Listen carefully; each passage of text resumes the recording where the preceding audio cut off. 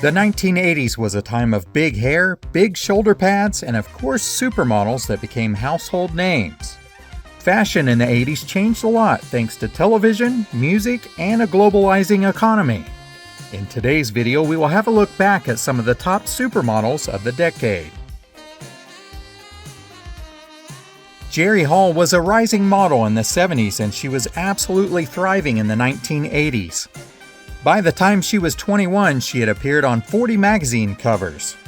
She graced the covers of French Vogue, walked in Chanel shows, and was on the arm of the rock star Mick Jagger. The power couple had 4 children together, but they broke up in 1999. Inez de la Franche's career took off in the late 70s, and in 1983 she became the first model to sign an exclusive contract with Chanel.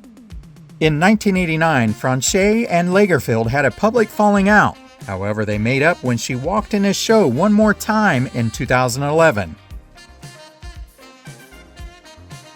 Gia Karanji was from Philadelphia, and she was known for a troubled past and her early death, but she was also considered one of the first supermodels of all time. She was discovered in 1976 at a nightclub and modeled for brands like Dior and Versace in the late 70s and early 80s. Karanji died from AIDS complications in 1986 at the age of 26. Her life was made into a movie named Gia, which starred Angelina Jolie. Farida Khalifa is a French-Algerian model who was discovered at the age of 16 in a Paris nightclub. At 6 feet tall, she certainly stood out, and she was the subject of some of Jean-Paul Goude's most iconic photos of all time. This stylish model is also an actress and filmmaker and now lives a relatively private life. Cindy Crawford wasn't just a pretty face. Before she became a supermodel, she was on an academic track. She was her high school's valedictorian and was studying chemical engineering at Northwest University before she dropped out to pursue modeling. She won Elite Model Management's Look of the Year contest in 1982, and within months, people everywhere were falling in love with her all-American look. Cindy became one of the original Big Six supermodels and had the most commercial success of all the girls. Brooke Shields became a model at an early age. She first began at 11 months old in an Ivory commercial. Her teen years were spent starring in films such as Pretty Baby in 1978 and Blue Lagoon in 1980. She then made waves in the fashion industry, covering the most popular fashion magazines and appearing in Calvin Klein's controversial jeans ads. Her bold brows, impeccable bone structure, and long hair were iconic. Christie Brinkley never dreamed of becoming a supermodel. She was hesitant to abandon her career as an illustrator. However, all of that changed when she caught the attention of an American photographer on the streets of Paris. She then decided to embrace the industry, and the rest is history. Christie was on the cover of the Sports Illustrated swimsuit edition 3 consecutive times from 1979 to 1981. She starred in national campaigns for Chanel Beauty and also CoverGirl, which lasted for more than 2 decades. Christie also had a high-profile relationship with Billy Joe and inspired his famous song Uptown Girl. Those of us who watched MTV certainly know that she was in his music video. Iman was discovered in 1975 by Peter Beard, who saw her on the streets of Nairobi and was taken by her statuesque beauty. At the time, she was in college majoring in political science and fluent in 5 different languages. She exploded onto the fashion scene and booked many major fashion spreads and covers. In 1992, she married the music icon David Bowie.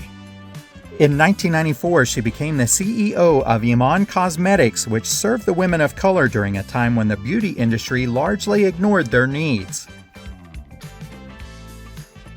Elle Macpherson was studying at Sydney University when she decided to pursue modeling in order to help pay for her law books.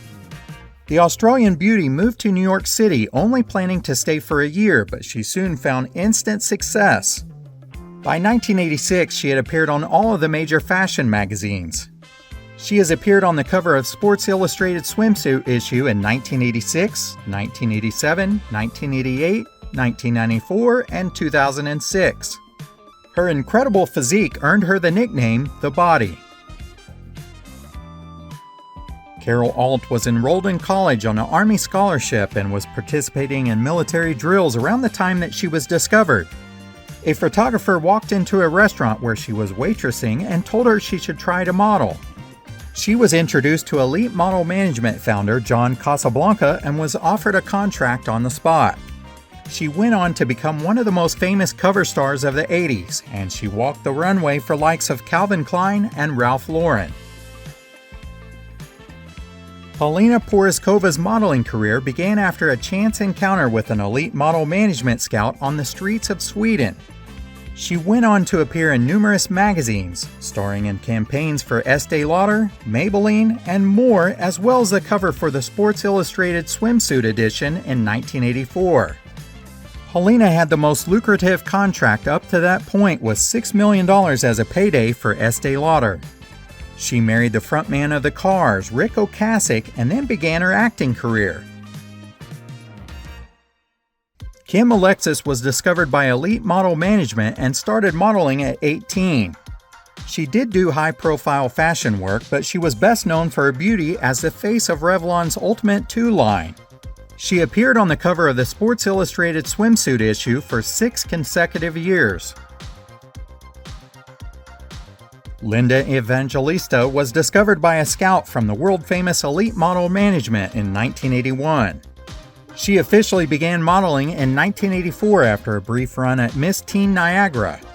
Evangelista then relocated to New York City, where she began a dream career as a model.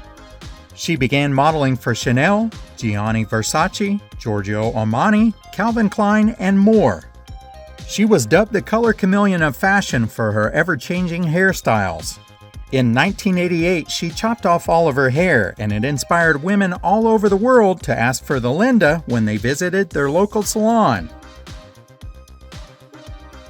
Jill Goodacre was a Texas native, and she became one of the faces of Victoria's Secret not long after it was launched in 1977.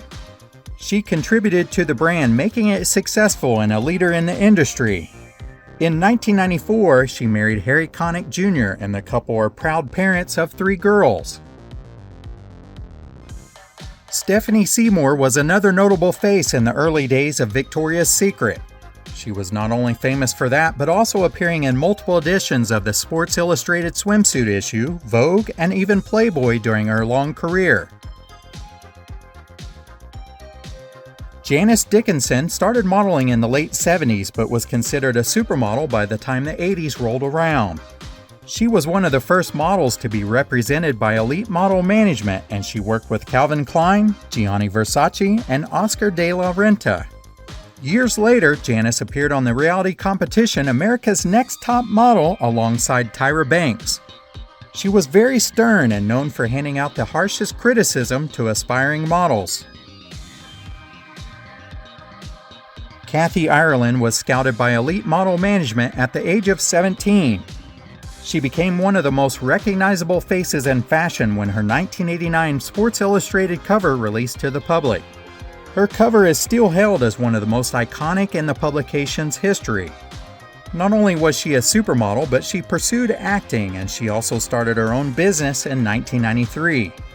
Today, Kathy Ireland Worldwide sells an impressive variety of lifestyle products including fashion, fine jewelry, intimate apparel, and skincare. Before Kelly LeBrock became the ideal fantasy girl for nerds everywhere thanks to the movie Weird Science, she was one of the most in-demand models of the 1980s. The English native started her career in New York, where she quickly attracted the attention of editors who placed her on the cover of magazines. Christian Dior also noticed her and signed her up for a contract that lasted for decades. Rachel Hunter was from New Zealand, and she gained exposure from her 1990 marriage to Rod Stewart. However, Hunter had been modeling for several years. Rachel appeared in 1989's Sports Illustrated swimsuit issue. She also graced the covers of several different magazines. In the years to come, she became a big runway model and a CoverGirl spokesperson. These supermodels are the faces that define the decade in fashion. They could be seen on television ads, billboards, and of course magazines. Not only that, but they helped pave the way for the next generation of supermodels that came along in the 90s. I hope you enjoyed this little stroll down the catwalk as we look back at some of the top models of the 1980s. Thanks for watching.